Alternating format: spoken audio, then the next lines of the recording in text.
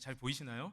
네, 네, 다행입니다. 네, 우리 청소년부가 이렇게 우리 성도님들 위해서 이렇게 카네이션을 준비했는데, 네, 사실 저는 이제 아이가 5살인데 5살 난 아이를 둔 아빠가 이걸 하고 있는 게 맞나 싶은 생각도 약간 들면서 좀 감회가 새롭고 또 그런 것 같습니다.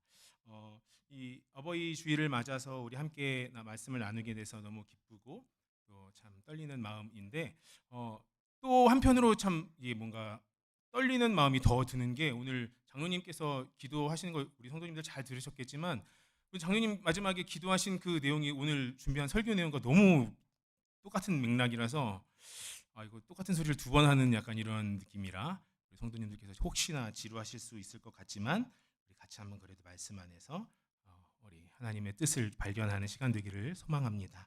5월은 흔히 가정의 달로 우리 교회 안에서 지키고 있는 것 같아요. 그래서 아마 어버이날이 있고 또 5월 5일 어린이날이 있어서 아마 우리가 이 5월 달을 가정의 달로 지키고 특별히 한국에 있는 많은 거의 대부분의 교회들은 가정에 관한 말씀들을 우리 목사님들께서 전하시고 가정에 대해서 다시 한번 생각하고 고민하게 하는 그 달이 바로 5월 달인 것 같습니다. 우리 하나님께서도 아마 우리들의 이 가정에 지대한 관심을 갖고 계신 것 같아요. 그래서 하나님 말씀을 보면은 남편과 아내와의 관계, 또 부모와 자녀와의 관계에 대해서 하나님께서 여러 번 우리들의 삶의 태도가 어떠해야 하는지, 부부와 남편과 아내와의 관계에서 우리의 삶의 태도가 어떠해야 하고 부모와 자녀와의 관계에서 우리의 삶의 태도가 하나님을 믿는 하나님의 백성이요 자녀들의 삶의 모습이 어떠해야 하는가에 대해서 하나님께서 끊임없이 말씀해 주고 있는 것 같습니다. 우리 성도님들께서는 이 어버이날이 되면 어떤 기분이 드십니까? 저는 우리 청소년부 우리 친구들 제가 우리 중고등부 아이들이라 그래도 괜찮아? 그럼 아이들은 싫어요. 이렇게 이제 얘기해서 자꾸 제가 아이들이라고 자꾸 이게 입에 맴도는데 우리 청소년부 친구들 나이 정도 됐을 때나 이제 결혼하기 전에 한 20대, 30대 요럴 때는 그냥 우리 부모님께 제가 뭐 할 수 있는 작은 선물 그리고 카네이션 하고 감사합니다 하는 편지 정도 이렇게 드리면서 그냥 부모님에 대한 감사한 마음을 한번 되새겨보는 그런 정도의 이제 시간이 바로 어버이날이었던 것 같아요. 그런데 이제 지호라고 하는 이 5살 난 아이를 낳고 이 녀석을 기르다 보니까 이 어버이날이 참 다르게 다가오는 것 같아요. 우리 지호를 저와 아내가 이제 키워 보면서 내 아버지가 내 어머니가 나를 이렇게 키웠겠구나. 어쩌면 내가 지호를 지금 키우는 것보다 더 힘들게 나를 키우셨겠구나라는 마음이 이제 들면서 더 감사한 마음이 들기 시작합니다. 저와 아내가 이제 가끔 저희 부모님께 특히 이제 저희 어머니께 이제 가끔 연락을 드리면 저희 어머니가 꼭 하시는 말씀이 있어요. 우린 다 괜찮아. 여긴 다 잘 지내고 있어. 너희만 행복하게 지내면 돼. 너희만 잘 살면 돼. 여기는 아무 문제 없어. 여기는 잘 지내고 있어. 이렇게 얘기하신 다음에 꼭 하는 말이 대혁아, 선아 힘들 테니까 선아 좀 많이 도와줘라. 선아야, 대혁이가 혹시 뭐 안 도와주면 엄마한테 얘기해라. 이렇게 항상 하는 말씀이 있어요. 저희 어머니가 좀 착한 척을 잘하시는 편이거든요. 그래서 아마 이게 뭐 고지고대로 그 말을 다 믿을 수는 없을지 모르겠지만 어쨌든 그 부모님의 마음이 그런 것 같아요. 자녀들의 마음, 자녀들을 더 헤아리려고 하는 그런 마음들인 것 같습니다.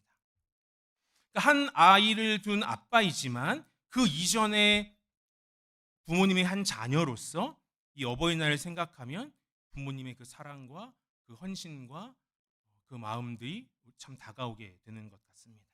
또 아빠가 되어서 이 어버이날을 맞으니까 또 다른 교훈과 깨달음이 있는 것 같아요. 지난 목요일에 이제 그 마더스데이인가요? 엄마의 날이라고 해서 지호가 5살이라 킨더 다니고 있거든요. 학교에서 뭐 이제 아마 이제 선생님이 이제 그 편지 내용을 이제 프린트해서 거기 지호라고 지가 이름만 쓴 것 같아요. 그 작은 편지랑 아주 작은 이제 열쇠고리 하나를 이제 엄마 선물이라고 봉투에 담아가지고 막 왔어요.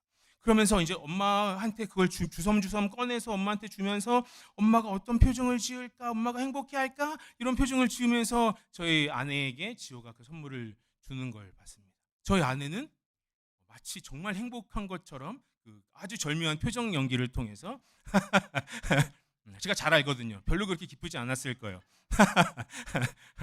어쨌든 그걸 받으면서 너무 고마워, 너무 이쁘다 하면서 내팽개치더라고요. 농담입니다. 네, 어쨌든 그렇게 이제 했어. 그냥 그렇게 지나갔으면 그냥 저에게는 그냥 특별할 거 없는 한 날이었을 것입니다. 근데 지호가 갑자기 저한테 뭐라 그러냐면, 아빠 서운해하지 마. 내가 다음에 아빠한테 더 좋은 거 선물해 줄게. 이렇게 얘기하는 거예요. 얼마나 착하고 대견스럽고 사랑스럽습니까? 네, 저희 아들이 이래요. 네. 근데 제가 그 말을 듣고, 지호야 걱정하지 마. 아빠 진짜 아무렇지도 않고 엄마가 이렇게 선물 받아서 행복해하는 거 보니까 아빠도 덩달아 기분이 좋다. 아빠 걱정하지 마. 아빠 아무렇지도 않아. 이렇게 얘기하고 나서 문득 제 안에 무슨 생각이 드냐면, 이 녀석이 진짜 저에게 이런 작은 편지와 선물을 주면 저는 어떤 마음일까, 이런 생각이 들더라고요. 먼저 드는 생각은 수지타산이 안 맞는데, 이런 생각이. 왜냐하면 우리 어버이날 전에 무슨 날이 있습니까? 어린이날이 있죠. 어린이날. 이 어린이날에 이 녀석이 뜯어간 이것과 지금 제 손에 받아들고 있는 이것과 비교해 보니 수지타산이 안 맞는 거죠. 이건 이제 농담으로 드린 말씀이고, 진짜 제 마음이 어떤가 하고 보니까, 그런 거 안 해도 돼. 너만 하나님 안에서 믿음 지키면서 건강하게 살면 돼. 이 마음이 지호를 향한 제 마음이더라고요. 이 마음이 그런 거 필요 없어. 안 줘도 돼. 제가 이제 테슬라라고 하는 이 전기차를 굉장히 좋아하는데, 제가 지호가 맨날 아빠 내가 크면 모델 Y 사줄게, 테슬라 사줄게 맨날 이래요. 그럼 제가 고마워 그러면서 속으로는 안 사줘도 돼. 너만 믿음 안에서 건강하게 자라면 돼. 이 마음이 제 안에 있는 것이죠. 이런 부모의 마음을 이제 느끼게 되는 거예요. 진짜 제가 선물을 받은 것도 아닌데 그것을 생각만 해도 제 안에 그런 마음이 들게 되는 것입니다. 그래서 제가 이 어버이날을 생각하면서 자녀로서는 어떠한 이런 부모님을 더 깊이 사랑하고 더 감사하는 마음을 갖는 날임과 동시에, 부모로서 어떤 날이냐면 이 자녀에게 고마움을 표현을 받는 날임과 동시에 내가 이 녀석을 지금 어떻게 대하고 어떻게 사랑하고 이 친구를 내가 지금 어떻게 양육하고 있는가를 점검하고 고민하고 생각해 보게 되는 날이더라고요. 그래서 어버이날은 이중적인 의미를 갖는 것 같습니다. 자녀로서의 마음, 또 부모로서의 마음. 물론 이곳에 계신 우리 청소년부 친구들이나 우리 청년 우리 지체들, 혹은 이제 결혼을 했지만 아직 자녀가 없으신 우리 성도님들께서는 부모는 지금 부모의 마음을 이제 알 수는 없으시겠지만, 오늘 본문은 사실 이 자녀에 대한 말이 더 많아요. 그래서 오늘 본문이 이 어버이날에 대해서 우리가 고민하고 생각하는 것에 참 많은 깨달음을 얻게 할 수 있다라는 생각이 듭니다. 그래서 우리 먼저 자녀된 입장에서 우리 어머니 아버지를 어떻게 대하면 좋을까라는 생각부터 한번 말씀을 나누어 보려고 합니다. 성경은 많은 곳에서 이 자녀에 대해서 이야기하고 있습니다. 제가 사실 말씀을 여러 개를 준비했는데 딱 두 군데만 제가 읽어봐 드리겠습니다. 디모데전서 5장 4절입니다. 만일 어떤 과부에게 자녀나 손자들이 있거든 그들로 먼저 자기 집에서 효를 행하여 부모에게 보답하기를 배우게 하라. 이것이 하나님 앞에 받으실 만한 것이니라.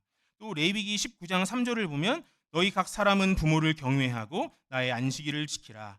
나 너희의 하나님 여호와니라 라고 이렇게 말씀하고, 또 다양한 부분에서 말씀하고 있습니다. 그런데 우리가 자녀로서 부모를 공경하라라는 말씀을 잘 알고 있고 가장 유명한 말씀은 우리 10계명 말씀일 텐데, 출애굽기 20장과 신명기 5장에 이제 말씀하고 있는 10계명, 총 5번째 10계명 10가지의 계명 중에 5번째 계명, 내 부모를 공경하라라는 것일 것입니다. 하나님께서는 하나님을 믿는 하나님의 자녀여 하나님의 백성들에게 엄청나게 많은 지킬 것들이 있지만 그 중에 딱 10개, 이건 너희 무조건 지켜야 돼. 너희가 진짜 하나님의 자녀라면, 너희가 정말 하나님의 백성이라면, 너희가 정말로 예수 그리스도를 통해 구원을 얻은 백성이라면 이것만큼은 지켜야 돼 라고 하는 그 10개 중에 뭐가 들어가냐면 부모를 공경하라라는 것이 들어갑니다. 그러니까 이거는 우리한테는 선택이 아니에요. 반드시 지켜야 하는 하나님의 명령이고 하나님의 약속인 것입니다. 이와 마찬가지로 오늘 본문인 에베소서 6장 1절에서 4절도 이런 말씀을 하고 있습니다. 우리 에베소 6장 1절 다시 한 번만 읽어볼까요? 같이 읽습니다. 시작. 자녀들아 주 안에서 너희 부모에게 순종하라. 이것이 옳으니라. 자녀들아 라고 먼저 이야기하고 있어요. 여기 자녀가 아니신 분은 아무도 없으시죠? 네, 아무도 없으시죠. 우리 모두에게 하시는 말씀입니다.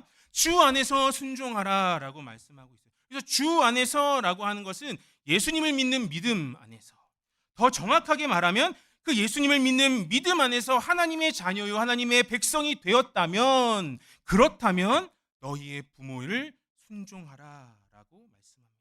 그래서 순종하다는 건 종이 주인에게 순종하는 것과 같은 단어를 사용하고 있어요. 그러니까 강제성이 의미되어 있는 표현입니다. 반드시 순종해라. 그러나 너의 선택이 아니라 종이 주인에게 순종하듯이 너희가 부모에게 순종해라 라고 말합니다. 그러면서 그 이유를 말하는데 이것이 옳기 때문이다 말이에요. 이것이 옳기 때문이다. 우리가 여기서 옳다라고 하는 것은 영어도 right라고 되어 있고, 옳다 하면 우리가 무슨 생각이 딱 떠오릅니까? 옳다 그르다, 맞다 틀리다, 이제 이런 생각으로 우리가 이해해요. 그러니까 부모에게 순종하는 게 맞아, 그러니까 해, 이렇게 우리가 이해하는데, 이 히브리적 사고로 이것을 이해하면 이 옳다라고 하는 이 단어는 하나님의 의라고 하는 단어인데 하나님의 의를 의미합니다. 그러니까 하나님의 의를 통해서 우리가 의롭게 되었습니다. 하나님은 우리를 의롭다고 말씀하세요. 그런데 우리의 의가, 하나님이 우리를 의롭다고 말씀하실 때 우리의 의로 하나님이 우리를 의롭다고 말씀하시는 것이 아니라 예수 그리스도의 의로 우리를 의롭다고 말씀하시는 거예요. 너희가 예수 그리스도를 믿는 그 믿음 안에 있기 때문에, 그 예수 그리스도의 의가 너희를 감싸고 있기 때문에 내가 너희를 의롭다고 해줄게, 이렇게 말하는 것이 바로 이 옳다라고 하는 개념입니다. 그러니까 이것을 더 정확하게 말하면 하나님의 의라는 것은 하나님의 우리의 창조의 본질을 말합니다. 그러니까 너희는 원래 어떻게 창조되었냐면 부모에게 순종하게끔 창조되어 있어. 내가 너희를 원래 어떻게 창조했냐면 부모에게 순종하게끔 창조했어. 그런데 죄가 와서 이것이 다 깨어져 버렸어. 그런데 너희가 예수 그리스도를 믿고 하나님의 의롭다 하심을 받았다면 하나님의 형상이 회복되므로 너희 안에 부모에게 순종하는 이 순종이 다시 시작되는 것이 마땅해라는 의미의 옳다라는 것입니다. 그러니까 이것이 맞으니까, 이것이 옳다고 하시니까 내가 어떻게든 해야지가 아니라, 우리가 정말 하나님의 백성이라면 당연히 그 길로 가게 되어 있다라는 것이죠. 이것을 반대로 얘기하면 우리가 부모님의 말씀에 귀 기울이지 않고 외면하고 무시하고 모른 척하고 있다면 우리의 믿음의 상태가 어떠한지 한번 돌아보고 고민해 볼 수 있는 말씀이다라고 우리가 이해할 수 있을 것 같습니다. 하나님께서는 우리에게 분명하게 말씀하고 있어요. 부모에게 순종해라. 이것이 내가 너희를 창조한 본래의 모습이다 라고 말씀하고 있습니다. 2절 한번 보겠습니다. 2절도 한번 같이 읽어볼까요? 네, 같이 읽습니다. 시작. 내 아버지와 내 어머니를 공경하라. 이것은 약속이 있는 첫 계명이니. 이것은 우리가 알고 있는 10계명 5번째 계명과 완전히 동일합니다. 이 10계명이 기록되어 있는 이 히브리어 성경의 이 공경이라고 하는 단어는 경외하다라고, 영광되게 하다, 존귀하게 하다, 이런 의미가 있는데, 이 또 다른 방법, 또 다른 용례를 보면 어디에서 이 단어를 사용하고 있냐면 하나님을 경외할 때 이 단어를 사용하고 있어요. 부모님을 공경하라고 하는 이 공경이라는 단어, 이것과 하나님을 경외하라고 하는 이 경외라고 하는 단어가 동일한 단어. 그러니까 너 부모를 공경하라는 것이 무엇이냐면 하나님을 경외하듯이, 하나님을 예배하고 하나님을 찬양하고 하나님을 사랑하듯이 너희가 부모님에게 그렇게 대하라라고 하나님께서 말씀하고 있는 것입니다. 부모님을 볼 때 하나님을 보듯이 봐라. 부모님을 대할 때 하나님께 대하듯이 대해라라고 말씀하고 있는 것입니다. 그 이유가 뭐냐면 우리의 생명이 부모님으로부터 왔기 때문이에요. 물론 우리에게 생명을 주신 분은 하나님이십니다. 하지만 하나님께로부터 부모님을 통해 우리에게 생명이 왔어요. 혹시 이곳에 우리 예수님처럼 성령으로 잉태되신 분 혹시 계십니까? 성령으로 잉태되신 분. 지금 한국의 계룡산에 가면 여러분 계시는데 우리 교회는 한 분도 안 계신 것 같아서 정말 은혜입니다. 우리 담임 목사님께서 너무 기뻐하실 것 같아요. 우리는 아무도 성령으로 잉태되지 않았어요. 우리는 다 부모님이 있습니다. 우리의 생명이 하나님으로부터 시작됐지만 그것을 누구를 통해 우리에게 생명이 주어졌냐면 바로 부모님을 통해 생명이 주어진 것입니다. 그렇기 때문에 너희가 부모를 볼 때 하나님을 보듯이 봐라 라고 말하는 거예요.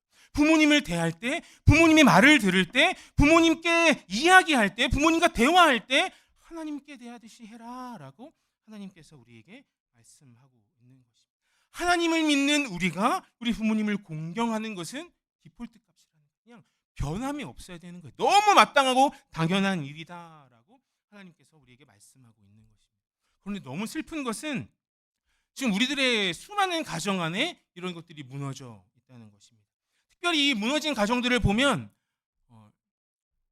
아버지들, 특히 아버지들이 좀 자녀들을 힘들게 하는 상황에 놓여져 있어서 자녀들과 부모와의 그 관계가 깨어져 있는 것들을 봅니다. 부모가 부모답지 않은 그런 모습들 때문에 상처받은 자녀들이 부모님을 사랑할 수 없고 순종할 수 없고 공경할 수 없는 그런 상황들이 생기게 되는 것이죠. 제가 청년부 때 수련회를 갔는데 굉장히 재밌는, 아주 흥미로운 프로그램이 있었습니다. 그게 뭐냐면 죽음에 관해서 정말 진지하게 생각해 보는 거예요. 그래서 죽음에 관해서 아주 깊고 정말 진지하게 고민해 볼 수 있는 꽤나 슬픈 영상을 이렇게 함께 보고, 그런 다음에 죽음에 대해서 생각하면서 유언장을 쓰는 거예요. 그런데 정말 이 멋지게 만든 관에 들어가서 정말 죽는 것까지 한번 이렇게 체험해, 못 박는 땅땅땅땅 이런 것까지 해서 그걸 체험해 보는 이제 시간이었어요. 아주 흥미롭고 재밌는 시간이었는데, 그 중에 제가 지금도 기억에 남는 게 거기에 한 누님이 있었는데, 그 누님이 그 유언장에 뭐라고 적었냐면 도저히 용서할 수 없는 내 아버지를 용서하겠다라는 것을 유언장에 적고 있는 것을 기억이 납니다. 그 누님의 아버지는 이렇게 말씀드려 죄송하지만 이 TV 드라마에 나오는 이 최악의 이 나쁜 놈의 모습을 다 갖고 있어요. 알코올 중독, 폭행, 이혼 다 갖고 있어요. 자녀로서 어떻게 이런 아버지를 사랑하고 그 아버지께 순종하고 그 아버지를 어떻게 공경할 수 있겠습니까? 그 누님에게 아버지는 꼴도 보기 싫은 사람이에요. 차라리 이 세상에 없었으면 좋겠던 사람. 누군가가 너의 아빠 뭐해? 라고 말하면 우리 아빠 죽었어 라고 대답하는 게 차라리 나은 것 같은 사람이 그 누님에게 자신의 아버지였습니다. 이런 아버지를 공경하는 게 가당키나 합니까? 불가능하죠. 그리고 이런 가정이 비단 그 누님의 가정만이 아님이 분명합니다. 수많은 가정들이 이런 깨어져 있는 것들을 보게 됩니다. 그리고 어쩌면 이 자리에 계신 우리 성도님들 안에도 이런 상황 속에 있는 성도님이 계실지도 모르겠습니다. 그래서 오늘 함께 이 말씀을 나누면서 속으로 지가 겪어봤어? 라는 생각을 하고 계시는 성도님이 있을지도 모르겠습니다. 우리 아빠랑 일주일만 한번 살아보라 그래. 그런 말 할 수 있겠어? 라고 이야기하고 싶은 마음이 여기 안에 가득하고 있는 성도님이 혹시 계실지도 모르겠습니다. 맞습니다. 저는 그 마음을 다 헤아릴 수 없어요. 저는 그 고통과 그 슬픔과 도저히 말로 설명할 수 없는 그 아픔, 그 고통들을 저는 도저히 알 수 없습니다. 그런데 우리 하나님께서는 그것을 다 아시고 위로하시고 회복하시는 분이신 줄 믿습니다. 그 하나님께서 우리 안에 말씀하고 있는 거예요. 아까 그 누님께서 왜 그 유언장에 우리 사랑하는 우리 아버지를 용서합니다 이렇게 적었을까요? 이제 죽을 때 되니까 나 속 편하려고 그렇게 했을까요? 아니요. 그 순간 진짜 하나님께서 그 아버지를 용서하고 싶다는 그 마음을 주신 거예요. 그래서 그 수련회가 끝나고 그 누님이 아버지를 찾아가서 화해하고 용서하고 그 아버지에게 복음을 전했습니다.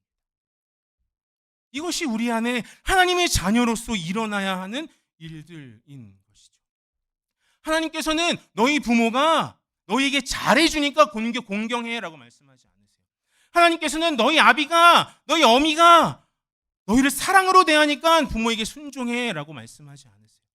그가 너의 부모이기 때문에, 그를 통해 너에게 생명이 주어졌기 때문에 순종하고 공경하는 것이 당연해라고 하나님께서 우리에게 말씀합니다. 그래서 어떤 목사님이 이렇게 이야기하시더라고요. 우리가 부모님을 공경하는 것은 부모님의 어떤 퍼스널리티 때문에 하는 것이 아니라 부모님의 포지션 때문에 우리가 부모님을 공경하고 부모님께 순종해야 한다라고 이야기하고 있습니다. 아마도 부모가 부모다워야 공경받을 수 있고 부모가 부모다워야 순종을 받을 수 있다면 저는 아마 지호에게 공경받지 못할 가능성이 커요.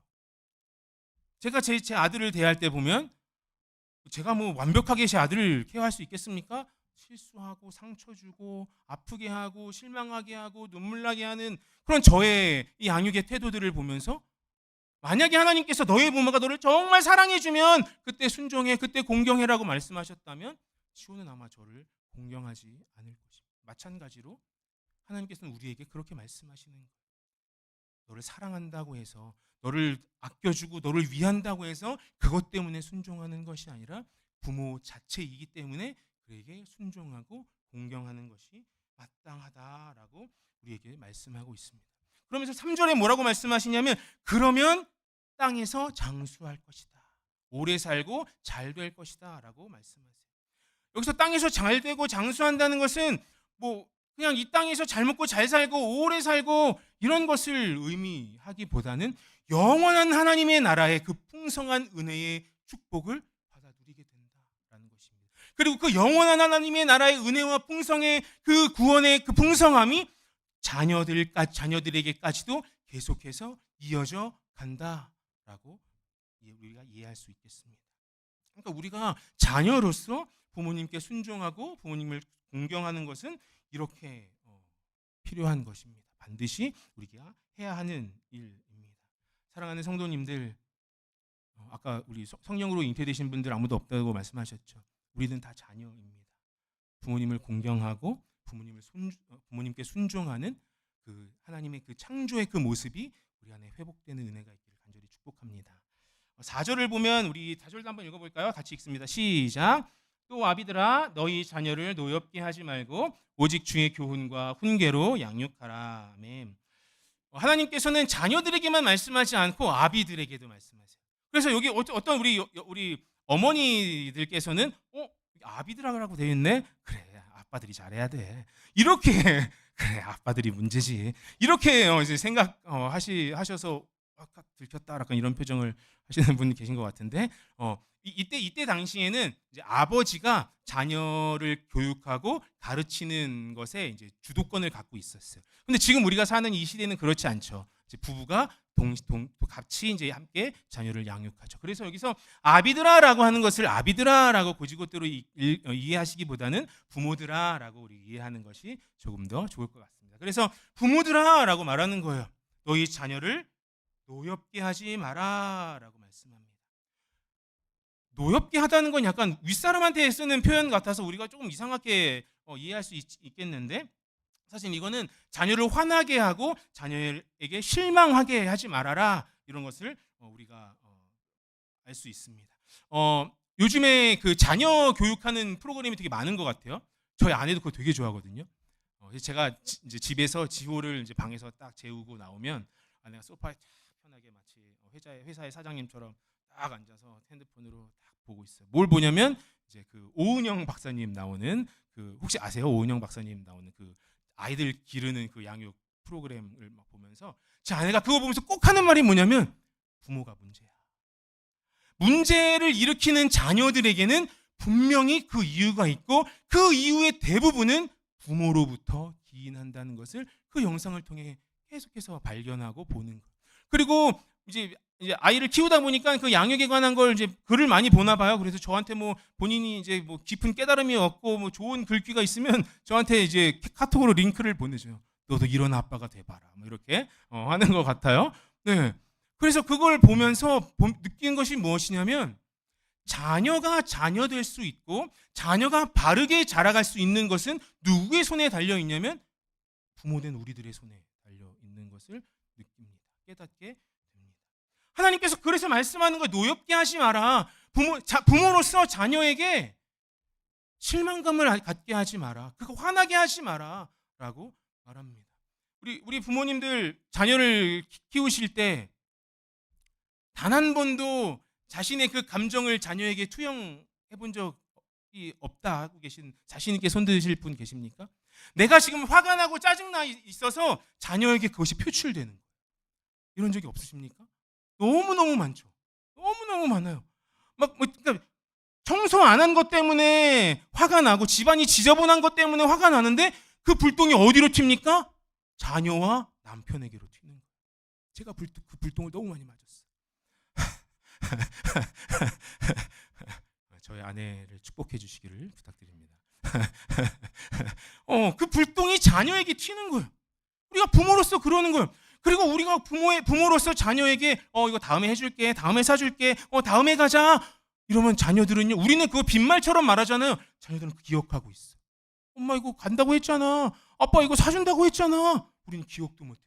이런 건 비일비재한 것이죠. 너무너무 많아요. 이런 것들로 자녀들에게 마음을 아프게 하고 실망감을 갖게 하게 되는 것이 우리들의 모습입니다. 야, 핸드폰 그만해 하면서 우리는 뭐 하고 있어요? 핸드폰 하고 있어요. 야, 빨리 씻고 자. 그래서 우리는 TV 켜서 TV 보고 있습니다. 이런 괴리들을 아이들이 느끼면서 상처가 되고 혼란스러워지는 거예요. 이런 것들을 부모로서 하지 말아라 라고 하나님께서 우리에게 그런 실수들을 하지 마라 라고 우리에게 경고하고 있는 것입니다. 그 다음에 뭐라고 말하냐면 주의 교훈과 훈계로 양육하라 라고 말씀합니다. 주의 교훈과 훈계로 양육하라, 이것은 말로 가르치는 것, 또 행동으로 가르치는 것, 반복해서 훈련하는 것, 그리고 거기에 징계하는 것까지 포함되어 있습니다. 요즘은 특히 우리 캐나다 같은 경우는 자녀를 아마 회초리로 막 때리라는 이런 말이 아니라 따끔하게 혼을 낼 줄 알아야 한다는 것이죠. 자녀에게 부모로서 이게 진짜 잘못된 것이라면, 나 교회 가기 싫어, 이런 자녀에게 따끔하게 한 말 할 수 있어야 되는데 요즘 저부터 그렇습니다. 요즘 우리 특히 젊은 부모들은 어떠냐면 좋은 거지. 괜찮아, 잘했어. 아이들 기죽게 하면 안 된다고 뭐 어디서 들은 건 있어갖고 오냐 잘했어 괜찮아. 징계가 없어요. 하지만 하나님께서는 이 안에 바로 징계까지 포함하고 있는 것을 우리에게 말씀합니다. 우리가 자녀를 양육할 때 이것을 놓치면 안 된다라고 말씀하는데, 그 앞에 뭐라고 말하냐면 오직 주의 교훈과 훈계라고 말하고 있습니다. 그러니까 주의 교훈과 훈계는 우리 예수님의 말씀과 그 삶과 그 가르침 그 안에서 자녀를 교육하고 훈계하고 그를 주의 길로 인도해라 라는 말씀입니다. 이렇게 우리가 자녀를 양육하려면 반드시 선행되어야 하는 조건이 하나 있습니다. 우리가 먼저 이 길을 가야 돼요. 부모가 먼저 이 주의 교훈과 훈계로 양육되어져야 합니다. 그렇지 않으면 우리 자녀에게 주의 교훈과 훈계로 양육할 수가 없어요. 주의 교훈과 훈계가 무엇인지 우리가 알지도 못하는데 우리가 어떻게 주의 교훈과 훈계로 자녀를 양육할 수 있겠습니까? 부모된 우리가 먼저 주의 교훈과 훈계 안에 양육되어져야 하는 것입니다. 그래야 우리가 자녀들을 그렇게 양육할 수 있다라고 우리 하나님께서 말씀하고 있습니다. 사랑하는 우리 성도님들, 우리 하나님께서는 부모로서 또 자녀로서 우리가 어떻게 살아가는 것이 하나님께서 원하시는 삶이고 마땅한 삶인지 우리에게 가르쳐주고 계십니다. 자녀로서 마땅히 부모님께 순종하고 하나님을 대하듯이 부모님께 공경하는 것, 그것이 우리들의 삶의 바람직한 태도다라고 하나님께서 말씀하고 있습니다.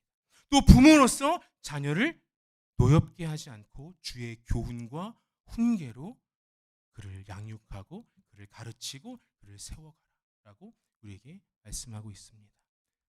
자녀가 되시고 또 부모가 되신 우리 사랑하는 모든 성도님들, 하나님의 말씀이 우리 안에 깊이 심겨지는 은혜가 있기를 축복합니다.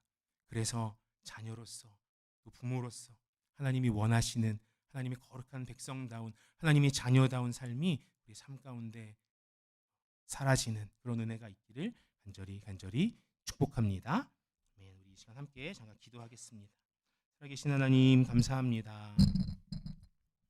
우리 안에 하나님께서 이 어버이날을 맞아서 우리가 자녀로서 또 부모로서 어떻게 살아가야 할지 우리에게 말씀을 통해 알게 하시니 하나님 감사합니다. 살아계신 하나님, 우리는 자녀로 살아가면서 우리 부모님을 어떻게 대하고 있습니까? 얼마나 우리 부모님께 순종하고 얼마나 부모님께 공경하고 있습니까? 하나님, 우리가 우리들의 삶을 돌아보며 또 우리들의 믿음을 점검하며 우리 안에 하나님의 자녀요 하나님의 백성이 되었다면 마땅히 행해야 하는, 우리가 회복해야 하는 그 하나님의 형상의 모습들을 우리 안에 회복하여 주셔서 하나님의 자녀로 우리 부모님께 순종하고 공경하는 우리들 될 수 있도록 하나님 역사하여 주옵소서. 부모된 우리들은 자녀를 노엽게 하지 않고 오직 주의 교훈과 훈계로 그를 양육하며 하나님의 거룩한 백성으로 자녀로 자라갈 수 있도록 우리가 그렇게 하나님이 원하시는 부모 될 수 있도록 하나님 일하여 주시고 역사하여 주옵소서. 오늘 이 말씀이 우리의 마음속에 깊이 심어져서 우리가 자녀요 부모답게 살아가는 은혜가 있게 인도하여 주옵소서. 예수님의 이름으로 기도합니다.